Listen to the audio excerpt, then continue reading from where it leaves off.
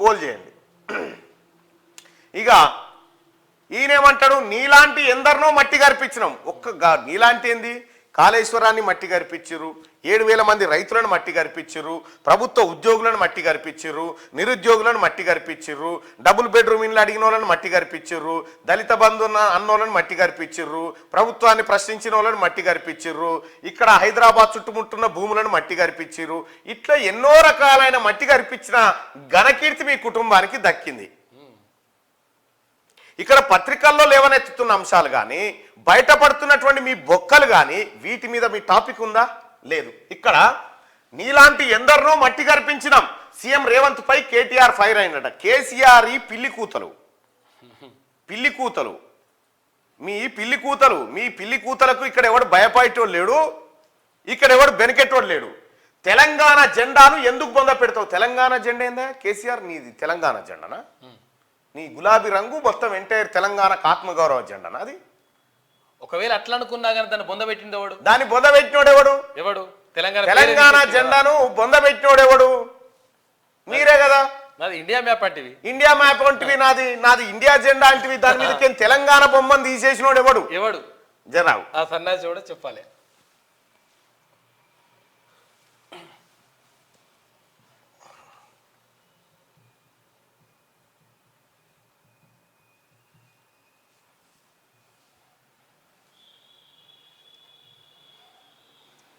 ఇగో దీని మీదకి తెలంగాణ బొమ్మ తీసేసి ఇండియా బొమ్మ పెట్టినోడు ఎవడు? గీదుండే అప్పుడు ఇగో గీదుండే. ఈ బొమ్మ తీసేసినోడు, తెలంగాణ బొమ్మను బొమ్మ పెట్టినోడు ఎవడు చెప్పాలి?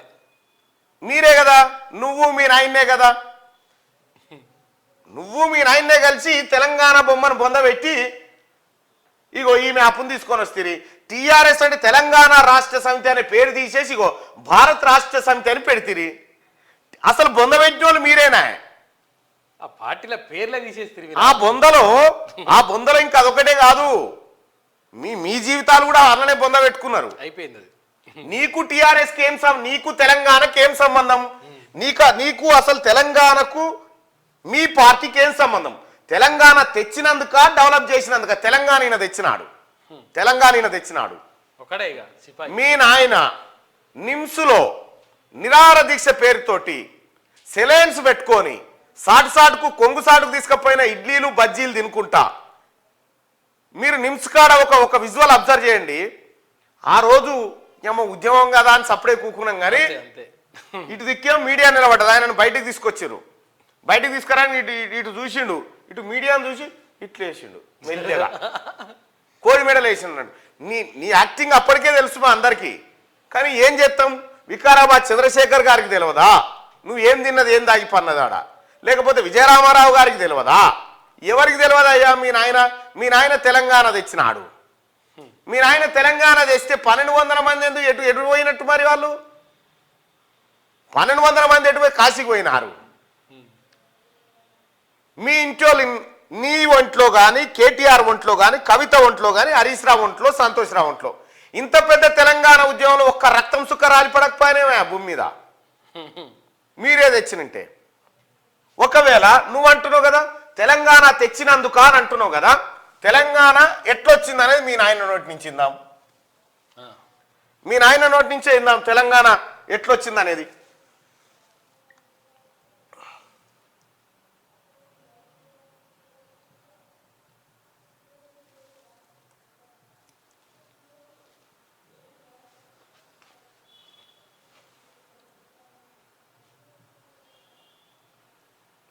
తెలంగాణ రాష్ట్రం ఎట్లొచ్చింది అనేది మీ నాయన నోటి నుంచి ఇంటే నీకే అర్థమవుతుంది. మరి ఆ పులే వచ్చి కరవాలే. ఆ దంతాలు లేని పులి ఉంది కదా, ఆ పులి వచ్చి ఇలా కొడుకుని గరిస్తే ఖుద్దు కేసీఆరే చెప్పిండు కదా అసెంబ్లీలో ఏమని, తెలంగాణ రాష్ట్రం ఆ తల్లి సోనియా గాంధీ పుణ్యాన్ని వచ్చిందయా అని చెప్పింది. మరి కొడుకేం గిట్లా అంటాడు?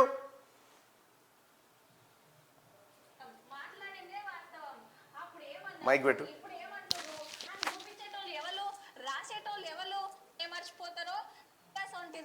మీరు సీఎం సార్ ముందే ఇదే గుర్తుపట్టి కొద్ది అసెంబ్లీనే చెప్పిండు క్లియర్ గా. ఇలా ఒక్కొక్కడు అంటాడు బేకూఫ్ ఇచ్చింది సోనియమ్మ ఇచ్చినారు మర్యాదగా ఈ బలుగుతుంది లేకపోతే అంటే ఈ చింతపండు అవుతుంది అంటే కాంగ్రెస్ ది గప్పుడు. సోనియా గాంధీ గారి ఇనిషియేటివ్ వల్లనే ఈరోజు తెలంగాణ రాష్ట్రం సాకారం అయ్యింది. అందులో ఎటువంటి డౌట్ కూడా ఎవరికి కూడా ఉండాల్సిన అవసరం లేదు. 12-13 సాధారణంగా మనం ఏం చెప్తాం, కొడుకు తప్పు మాట్లాడుతుంటే ఓ చెంపదెబ్బ ఎత్తాం. వేయొచ్చు కదా రామన్న ఒకటి. మీ నాయన్నేమో తెలంగాణ రాష్ట్రం సోనియా గాంధీ ఇనిషియేటివ్ వల్లనే వచ్చిందని కేసీఆర్ చెప్తా ఉన్నాడు. కేటీఆర్ ఏమంటా ఉన్నాడు, చీచి మా నాయనతో వచ్చింది తెలంగాణ, తెలంగాణ తెచ్చినందుకు అంటుండు.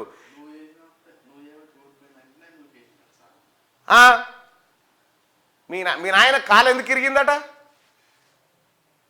ఎందుకు ఇరిగింది? నిన్ను అన్నడా లేదా ఇంట్లో? నువ్వు అనవసరంగా నాశనం చేసినవరా పార్టీలోకి వచ్చిందనగా నువ్వు కేసివట, ఆయనతో తొంటి ఇరిగిందట. పులి కాలిరగొచ్చినావు నువ్వే, పులి కాలిరగొచ్చావు. ఈ డెవలప్ చేసినందుక ఏ డెవలప్ నాయనా? దేని గురించి మాట్లాడుకుందాం నీ డెవలప్మెంటు?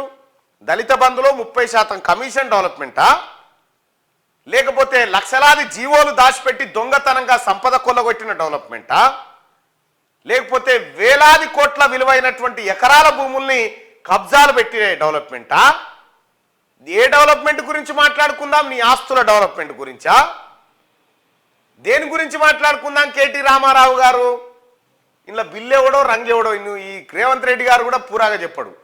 బిల్లా రంగు అంటాడు, ఇలా బిల్లు ఎవరు రంగు ఎవరు? ఆ బిల్లోనికి బిల్లి రంగోరికి రంగి ఈ సగం సగం చెప్పిపోతే ఈడ కన్ఫ్యూజన్. మళ్ళా వాళ్ళు కొట్లాడు, నేను బిల్లా నేను రంగా అని వాళ్ళిద్దరు కొట్లాడుకుంటే ఇదో పెట్టే పేరు ఏదో పర్ఫెక్ట్గా పెట్టు బారసాల చేసి.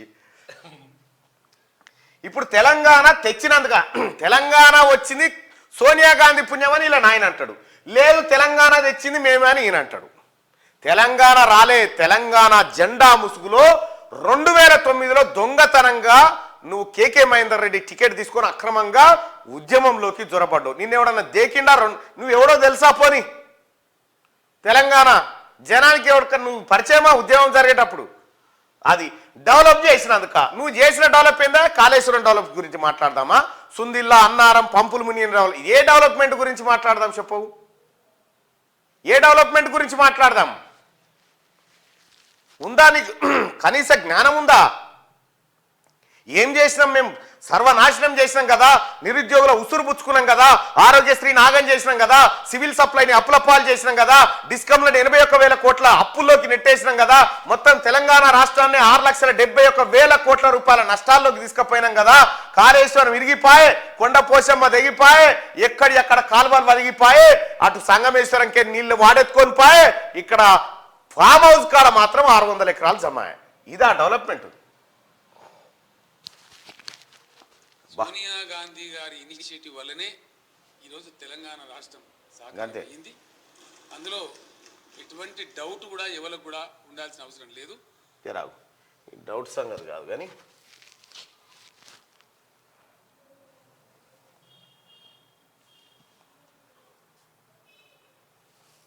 ఐఎమ్ ఆన్ రికార్డ్ అని చెప్పి ఎన్డీటీ వాళ్ళకి స్పష్టంగా కుండబద్దలు కొట్టి చెప్పిన అధ్యక్ష. ఇంకా చూడు ఏం చెప్పి, సోనియా గాంధీ గారి ఇనిషియేటివ్ వల్లనే ఈరోజు తెలంగాణ రాష్ట్రం సాకారం అయ్యింది. అందులో ఎటువంటి డౌట్ కూడా ఎవరికి కూడా ఉండాల్సిన అవసరం లేదు. మరి మీ వానికి ఎందుకు డౌట్ వస్తుంది? ఇంకా పదే నాకు అర్థం కాదు.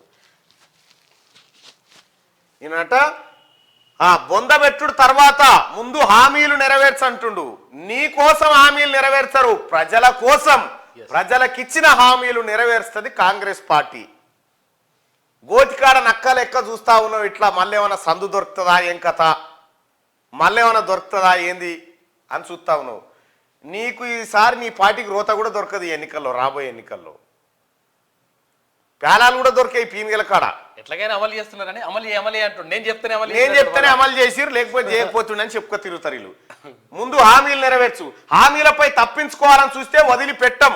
నువ్వు ఉంటే కదా ఫస్ట్ ఈడ నీ కోసం వేట కొనసాగుతుంటే గాలి మోటార్ ఎక్కి తుర్రుమంటావు, వదిలిపెట్టావట ఫస్ట్గా. కరెంటు బిల్లులు కట్టొద్దు, వాటిని సోనియాకు పంపించాలి. ఫస్ట్ నీ ఫామ్ హౌస్ బిల్లులు మాకు పంపు. మీ అయ్య ఫామ్ హౌస్ లో ఎంత కరెంటు కాలుతా ఉందో ఆ బిల్లులు పంపు. ఎన్నేళ్ల నుంచి ఆ కరెంటు బిల్లు ఇక్కడ పంపు. ముఖ్యమంత్రి గారు రేవంత్ రెడ్డి గారు దయచేసి ఈ దొంగల ఫామ్ హౌస్లలో ఎంత కరెంటు కాలింది ఇప్పటిదాకా ఒక్కసారి లెక్క కావాలి సార్. ఎస్, ఎన్ని యూనిట్ల కరెంటు వాడిరు వీళ్ళు ఈ లెక్క తీరి. బీఆర్ఎస్ కు బీజేపీతో కరెంటు బిల్లులు కట్టొద్దు, వాటిని సోనియా గాంధీకి పంపాలి. కరెంటు బిల్లులే కాదు, కాంగ్రెస్ పార్టీ ఎంపీలను కూడా సోనియా గాంధీకి పంపుతారు తెలంగాణ జనం. బీఆర్ఎస్ కు బీజేపీతో పొత్తు ఉండబోదని ప్రకటన. ఇక ఇప్పటి నుంచి ఉండదా?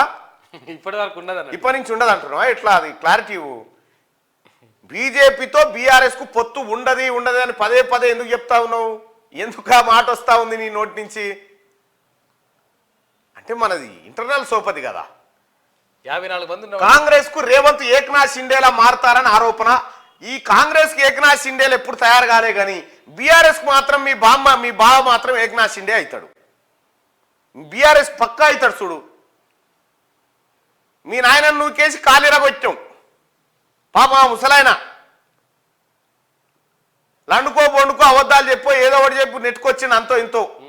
కానీ నువ్వు మీ నాయనను నూకేసి పంచాయతీకి ఇదేనట. ఏం లేదా, మొత్తం సోషల్ మీడియా అంతా చర్చ ఇదే. ఏమైందంటే ఓడిపోతే నువ్వు చేయంగానే ఓడిపోయిందిరా అని చెప్పి నన్ను తిట్టినట. నన్ను అంట ఆవురా అని చెప్పి నూకేస్తే ఆయన చుట్టుకుని పడితే తుంటి బుక్కిరిందట. ఇదేనట జరిగిన కథ. బీఆర్ఎస్ ప్రస్థానంలో రేవంత్ రెడ్డి లాంటి వాళ్ళని ఎంతో మందిని చూశామని ఆ పార్టీ వర్కింగ్ ప్రెసిడెంట్ కేటీఆర్ అన్నారు. చూస్తావా మరి ఎంతమందిని చేసిరో? ఎంతమందిని చేసిరో నేను చూపిస్తా చూడు. ఎంతో మందిని చూసిరట.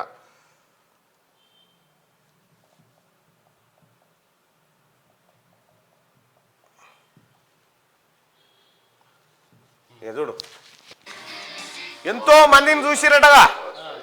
బీఆర్ఎస్ పార్టీ ఎంతో మందిని చూసి గీలే వాళ్ళు. అబద్ధం మాట్లాడితే, అబద్ధం నవ్వితే, అబద్ధం నడిస్తే ఎట్లుంటుందో దానికి ప్రతిరూపమే ముఖ్యమంత్రి కేసీఆర్. కేసీఆర్ నమ్మి చెడిపోలే. కేసీఆర్ను నమ్మి చెడిపోయిన వాళ్ళ లెక్క హనుమంతుని తోకంత అవుతుంది కావచ్చు. తెలంగాణ ఉద్యమం సురువు కాడికెళ్ళి మొదలు పెడితే ఇప్పటిదాకా కేసీఆర్ చేతుల దారుణంగా మోసపోయిన రాజకీయ నాయకుల జాబితా ఇగో ఇది. ముందుగాల టీడీపీ అధ్యక్షుడు చంద్రబాబు నాయుడు మోసపోయిండు. డిప్యూటీ స్పీకర్ పదవిస్తే కాలదాన్ని సొంత కుంపటి రాజేసిండు కేసీఆర్. ఆ కుంపటి పేరే తెలంగాణ రాష్ట్ర సమితి పార్టీ. ఇక ఆ తర్వాత ఆల నరేంద్ర గారు తెలంగాణ సాధన సమితి పేరుతోని ఆయన పార్టీ పెట్టుకుంటే పాపం ఆయనకు మాయమాటలు చెప్పి ఆయన పార్టీని తన పార్టీలో విలీనం చేసుకున్నాడు. ఇక నెక్స్ట్ గాదే ఇన్నయ్య పాపం తెలంగాణ కోసం కేసీఆర్ కంటే ముందుగాల సంధి తనలాడుతున్న బిడ్డ. ఆయనతోని అక్కెర తీరంగానే పక్కకు పెట్టిండు. రెహమాన్ టీఆర్ఎస్ పార్టీకి ఇటుకలు వేర్చినోడు. ఇప్పుడు యాడున్నాడో తెలియదు. చంద్రశేఖర్ కేసీఆర్ కంటే పెద్ద లీడర్.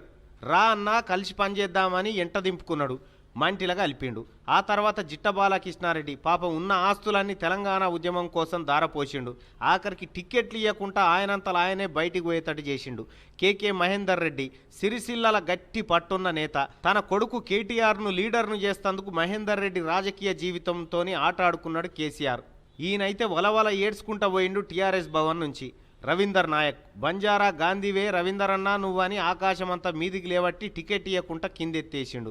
7 దోషాల మన్నెత్తిపోసిండు కేసీఆర్ మీద రవీందర్ నాయక్. చెరుకు సుధాకర్ తెలంగాణ ఉద్యమంలో మొట్టమొదటిసారి పీడీ యాక్ట్ కింద అరెస్ట్ అయిన ఉద్యమకారుడు, డాక్టర్. ఆయనకు టికెట్ ఇవ్వకుండా ఆగం చేసిండు. కుడుదుల నగేష్ ఆలేరు ఎమ్మెల్యేగా గెలిచిన దళిత బిడ్డ. ఆయన నోట్లే మన్ను పోసిండు. విజయశాంతి చెల్లె అని తింపుకున్నాడు. చెల్లె సీట్లకెళ్ళి తనే నిలబడ్డాడు. చెల్లెను కట్టుబట్టలతో బయటికి పంపించిండు పార్టీలకెళ్ళి. తల్లి తెలంగాణ పార్టీని విలీనం చేసుకున్నాడు. తెలంగాణ రాష్ట్రం ఇస్తే నా పార్టీని నీ పార్టీలో కలిపేస్తా అని సోనియా గాంధీని నమ్మించి మోసం చేసిండు ఇదే కేసీఆర్. అటు జయశంకర్ సార్ కలలను మోసం చేసిండు. తన ఇంటిని ఆఫీస్కి ఇచ్చిన కొండా లక్ష్మణ్ బాపూజీని కూడా పట్టవగటిలే మోసం చేసిండు కేసీఆర్. కేశవరావు జాదవ్ను శంకరగిరి మాన్యాలు పట్టించిండు. ముఖ్యమంత్రి సీటు దగ్గరకు వస్తుందని తెలుసుకొని కోదండరామరెడ్డిని దూరం చేసిండు. తెలంగాణ రాష్ట్రంలో దళిత ఉప ముఖ్యమంత్రి అని మురిసిన తాటికొండ రాజయ్యను అవమానించి క్యాబినెట్లకేం తీసేసిండు. తెలంగాణ ఉద్యమం కోసం మావోయిస్టు పార్టీ నిడిచిపెట్టి వచ్చిన సాంబశివుడు, కోనాపూర్ రాముల కుటుంబాలను నిట్ట నిలువున ముంచిండు. కడియం శ్రీహరి ఆయన ఉనికే లేకుండా చేసిండు. నాయన్ నరసింహారెడ్డికి తెడ్డు చూపెట్టిండు. వెంకటస్వామి కొడుకు వివేకును నమ్మించి రాజకీయ గొంతు కోసిండు. రామునికి హనుమంతుని లెక్క కేసీఆర్కు నేనని తిరిగిన రాముల నాయకును పార్టీలకేం సస్పెండ్ చేసిండు. పాపం శ్రీకాంతాచారి తల్లి శంకరమ్మకు టికెట్ ఇవ్వకుండా ఆగం చేసిండు. కొండా మురళి దంపతులను కూడా ఆగమాగమే చేసిండు. సోయం బాబురావు టికెట్ వేరేటోళ్ళకు అమ్ముకొని అట్లాగం చేసిండు. చేసిండు. చెరుకు ముత్యం రెడ్డికి 7 షేర్ల నీళ్లు దాపిండు. ఎం సుదర్శన్ పత్తకే లేడు. మాజీ ఎమ్మెల్యే సంతోష్ రెడ్డి పని ఖతం చేసిండు. మాజీ ఎంపీ నారాయణ రెడ్డి దుకాణం బంద్ చేసిండు. భారత్ వాగ్మారే అనేట ఆయనను ఆగం చేసిండు. మందాడి సత్యనారాయణ రెడ్డి పత్తకేలేడు. ఖమ్మంపాటి లక్ష్మారెడ్డి యాడున్నాడో తెలియదు. కొమ్మూరి ప్రతాప్ రెడ్డి కొమ్ములు ఇరిచేసిండు. బండారు శారారాని బతుకుదెరువు తెరులు చేసిండు. అచ్చ విద్యాసాగర్ ఆస్తులన్నీ అమ్ముకున్నాడు దొరవారజయంగా. గుడిమల్ల రవికుమార్ చింతసామిలకు చింతన తప్ప మిగిలింది ఏమి లేదు. మొలుగూరి భిక్షపతి ముఖమే బంగారమైంది. నారాయణరావు పటేల్ చూద్దామన్నా కనిపిస్తలేడు. ఎమ్మెల్బి రాజేశ్వర్ ఇల్లే అమ్ముకున్నాడు. మధుసూదన్ రెడ్డి మాజీ ఎంపీ మనీ లేకుండా చేసిండు. అరవింద్ రెడ్డి జాడ భూతద్దం ఎత్కినా దొరకలేదు. కావేటి సమ్మయ్య కతోడిచిపోయింది. బొడిగే శోభక్కను బొనిగే విసికిండు. నల్లాల ఓదేల్ రాజకీయ జీవితం నల్లగా చేసిండు. సోమారావు సత్యనారాయణ జీవితం తెరులు చేసిండు. సీతారాం నాయకును అడవుల పాలు చేసిండు. విశ్వేశ్వరరెడ్డికి పొమ్మన లేక పొగబెట్టిండు. ఇట్లా కేసీఆర్ చేతుల మోసపోయిన వాళ్ళ లెక్క తీసి ఇది సరిపోతుంది అనుకుంటా ఈ లిస్టు. ఇంకేమైనా చదువుమంటున్నా ఇంకా ఇప్పుడు అదనంగా యాడ్ అయ్యేటి కొన్ని ఉంటాయి. ఇంకా ఏమంటున్నావు ఇక్కడ రేవంత్ బీఆర్ఎస్ ప్రస్థానంలో రేవంత్ రెడ్డి లాంటి వాళ్ళని ఎంతో మందిని చూసామని ఆ పార్టీ వర్కింగ్ ఇంతమందిని చూసిరు. ఇంతమంది ఆఖరికి టీఆర్ఎస్ పార్టీ పెట్టుకుంటందుకు 7 గజం గుంట జాగ లేకపోతే కొండా లక్ష్మణ్ బాపూజీ తన ఇంటినే టీఆర్ఎస్ పార్టీ ఆఫీస్ కోసం ఇస్తే కొండా లక్ష్మణ్ బాపూజీ చచ్చిపోతే కూడా తొంగి చూడలే ఈ కేసీఆర్. ఇంక ఎంతో మందిని చూసి గిదే చూసింది వాళ్ళు. ఇట్లనే చూసినావా? వాళ్ళ ప్రస్థానంలో చూసింది ఎవరని గిదే. రేవంత్ రెడ్డిలా అహంకారంతో మాట్లాడిన నాయకులని ఎంతో మందిని చూసినాం. అహంకారమా ఇక్కడ పోలు పెట్టినాం కదా. ఫకరు కేటీఆర్ హరీష్ రావుల బలుపు తగ్గలేదని రేవంత్ రెడ్డి అంటాడు.